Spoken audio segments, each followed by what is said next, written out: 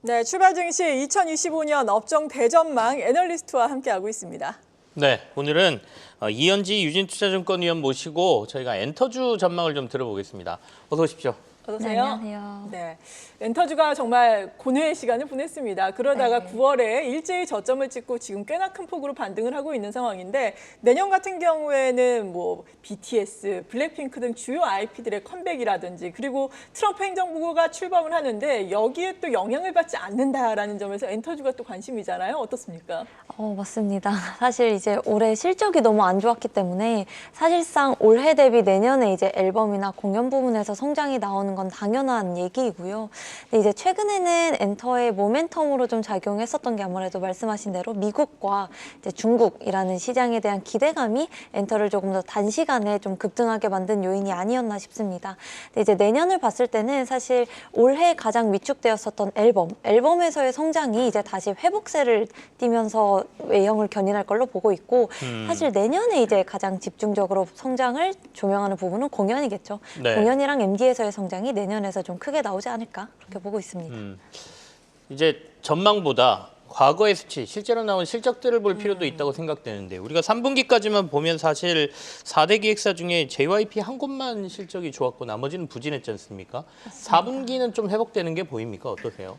사실 뭐 지금 당장 4분기에서 보이는 일회성 비용은 우선은 없는 것으로 좀 보입니다. 네. 사실 이제 3분기까지 엔터사들이 실적이 계속 안 좋았었던 이유가 예상하지 못했었던 일회성 비용들이 갑자기 발생했기 때문이었거든요. 근데 지금까지는 좀 뭐 일회성으로 잡히는 게 우선은 없을 것으로 보이긴 하는데 그래도 이제 4분기 실적은 그래도 시장에서 기대하는 것과는 크게 다르지는 않을 것으로 보고 있습니다. 그래서 이제 4분기를 넘어서 내년을 놓고 봤을 때 가장 실적에서의 성장 폭이 클 것으로 보이는 회사는 지금 하이브입니다. 영업이익단에서 올해 네. 대비 내년에 이제 거의 한 60% 이상의 YOY 성장률을 기대하고 있기 때문에 실적에서 좀 더 집중을 하신다면 이제 성장폭이 큰 하이브 그리고 그 다음으로 이제 SM 정도가 좀 실적 성장폭이 한 70% 정도로 크게 나오기 때문에 두 회사 조금 집중해서 보시면 좋겠습니다. 네, 지금 9월에 저점 대비해서 가장 큰 폭으로 올라온 것이 역시나 실적이 잘 나온 JYP였거든요. 60여 % 반등에 성공을 했고 반면에 하이브 같은 경우에는 반등을 하더라도 20% 정도밖에 못했기 때문에 내년 실적 성장이 나타나기를 말씀하신 것처럼 맞습니다. 기대를 해보겠습니다. 그리고 중국의 한한령 해제와 관련해서도 지금 기대감이 있습니까? 어떻습니까? 사실 중국은 예. 아직까지는 계속 가져갈 수밖에 없는 것 같아요. 기대감이. 보통은 이제 저희 연말 연초에 미디어 관련 주들은 중국 관련 기대감이 항상 있습니다. 이게 시장이 열릴지 안 열릴지 모르지만 어떻게 변화될지 모르기 때문에 엔터도 그렇고 미디어도 그렇고 중국에 대한 기대감은 항상 가져갈 필요는 있다. 하지만 앞서 말씀드린 것처럼 이미 기대감이 주가에 어느 정도 좀 반영이 돼 있는 상황이기 때문에 네. 추가적인 새로운 뉴스가 나오는 거에 좀 더 집중해서 보실 필요는 있습니다. 어느 정도 중국에 대한 기대감이 이미 반영돼 있다. 근데 추가적으로 어떤 얘기가 나오냐에 따라서 좀 달라질 것이다 이런 말씀 주셨고요.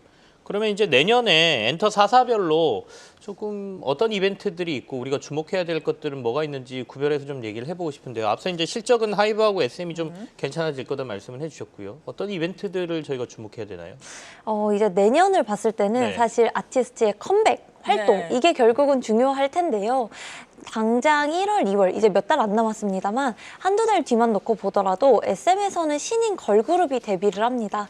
요새 신인이 데뷔한다고 해서 주가가 바로 오르는 것은 아니지만 그래도 이제 새로운 IP가 등장한다는 데에서는 가장 먼저 스타트를 끊을 만한 기대감이 있는 종목이 SM이고요. 그 다음으로 봤을 때는 이제 너무들 다들 잘 알고 계시겠지만 뭐 내년 하반기가 되면은 방탄소년단 블랙핑크의 컴백이 옵니다. 사실 우리가 이 가수들의 컴백을 기대하는 이유가 앨범 잘 파는 것도 중요하지만 공연 이번에는 과연 몇만 명이나 모객을 할까에 대한 기대감이 있는 만큼 그만큼 모객할 만한 가수가 언제 있냐를 좀 따져보는 것도 중요한데요. 내년 상반기를 놓고 보더라도 사실 하이브만 놓고 보더라도 뭐 엔하이픈, 투바투 너무 이제 돈 벌어다 줄 세븐틴 가수들이 많기 때문에 이런 가수들의 컴백을 기대하시는 것도 중요한 부분이고요. 지금 JYP 같은 경우에 이제 스트레이키즈가 올해 내년에 이제 20회 공연을 다 스타디움급으로 하는 한다. 그러니까 100만 명 이상의 모객이 추가된다라는 뉴스가 나오면서 주가가 좀 더 많이 올랐는데요. 비슷한 논리로 이제 트와이스도 최근에 또 컴백을 했기 때문에 네. 트와이스의 월드 투어 일정이 내년 중에 공개가 된다면 JYP도 이제 한 번 정도 모객에서의 성장을 기대해볼 모멘텀은 있습니다.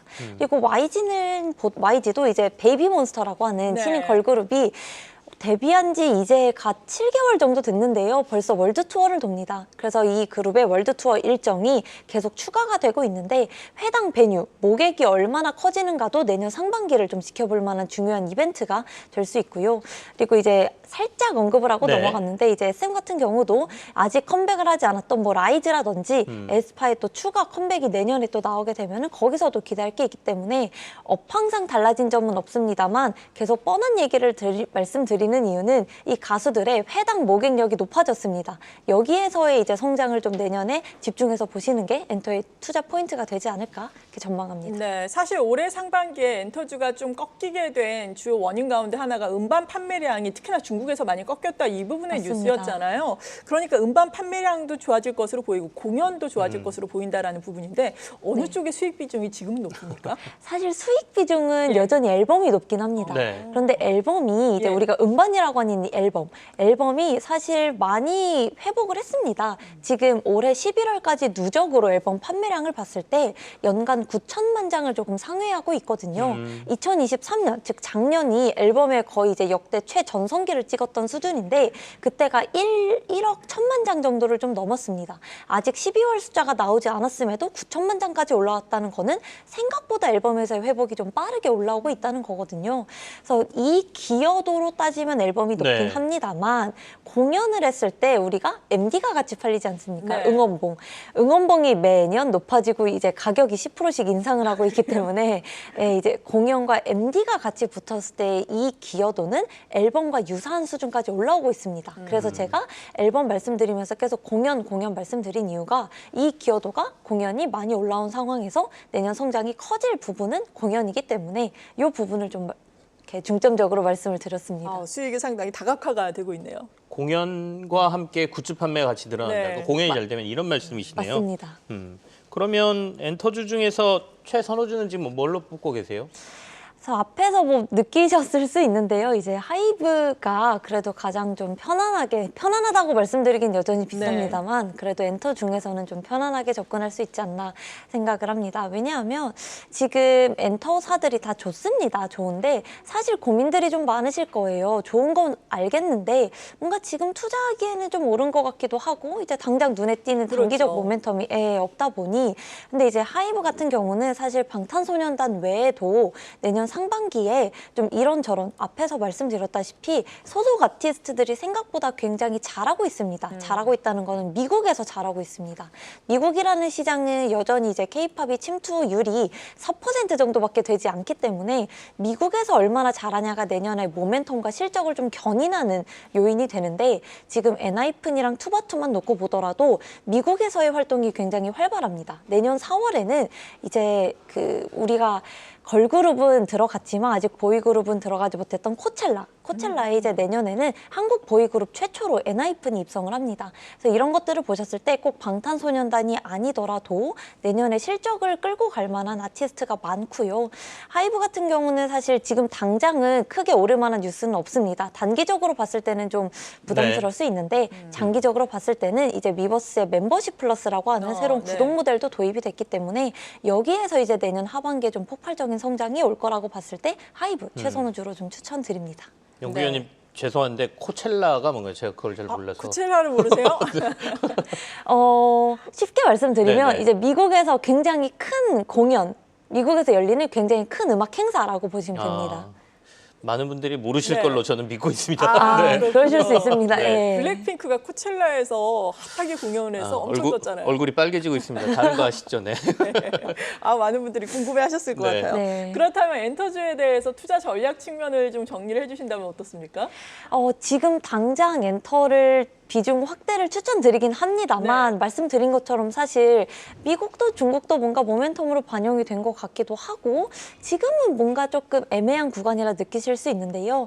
분명히 엔터는 여전히 다들 지난 우리 몇 년 동안 투자를 해오시면서 느끼셨다시피 지금 사지 않으면 우리가 모르는 순간에 갑자기 튀게 됩니다. 그래서 엔터 같은 경우에는 당장 투자한다라는 느낌보다는 언제 튈지 모르는 그 시기를 대비해서 지금 좀 공부를 해두시면서 비중을 천천히 확대하는 걸 좀 추천드리고요. 당연히 모든 엔터사 좋습니다만 그중에서는 이제 하이브를 가장 네. 선호합니다. 그래서 저희가 엔터 4사 얘기를 오늘 중심적으로 했습니다만은 사실 오늘 미디어 쪽에도 관심되는 뉴스들이 좀 있어서 맞아요. 추가 질문을 좀 드리고 싶은데 네. SBS가 넷플릭스하고 디즈니하고 협력 관계 넓히면서 주가가 굉장히 지금 좋지 않습니까? 맞습니다. 이 부분은 어떻게 평가하고 계시는지 좀 추가적으로 묻고 싶네요. 아, 네. SBS가 되게 공시가 이제 금요일에 나왔죠. 금요일에 네. 나오면서 이미 그때도 이제 상한가만 갔다가 오늘도 굉장히 좀 이제 폭발적인 인기를 끌고 있는 것 같은데 사실 이 공시가 뭐 몇 줄 안 되는 내용이었는데요. 되게 파격적인 내용을 담고 있습니다. 이미 SBS는 디즈니 플러스랑은 연간 이제 4편 정도 공급 계약을 맺고 있는 상황이고요. 지금 SBS 같은 경우는 지금 채널에서 방송하는 모든 콘텐츠들을 다 웨이브에서 볼 수 있었단 말이에요. 물론 이 계약은 내년까지도 유효합니다만 이 SBS라고 하는 채널을 이제는 내년 1월 1일부터 넷플릭스에서 볼 수가 있게 됩니다. 그래서 SBS에서 방영되는 모든 콘텐츠를 넷플릭스에서 보게 되는 이런 계약은 전 세계를 통틀어서 이번 SBS가 정말 최초라고 보시면 되고요. 그리고 이게 계약이 의미하는 바가 사실 금액이 얼마인지는 공개가 되지 않아서 굉장히 네. 추정하기는 어렵습니다만 연 6년 동안 25년부터 이제 앞으로 6년 동안 연에 얼마라는 금액을 분기마다 정산해서 줍니다. 그래서 새로 나가게 되는 작품들 예를 들어서 SBS에서 뭐 A라고 하는 콘텐츠가 너무 재밌는데 넷플릭스가 이 작품을 한국이 아니라 해외 동시에 판매하고 싶다라고 하면 추가 구매를 해야 됩니다. 그렇게 되면 연 얼마 계약 맺은 거에서 추가로 이익이 발생할 수 있는 구조이고요.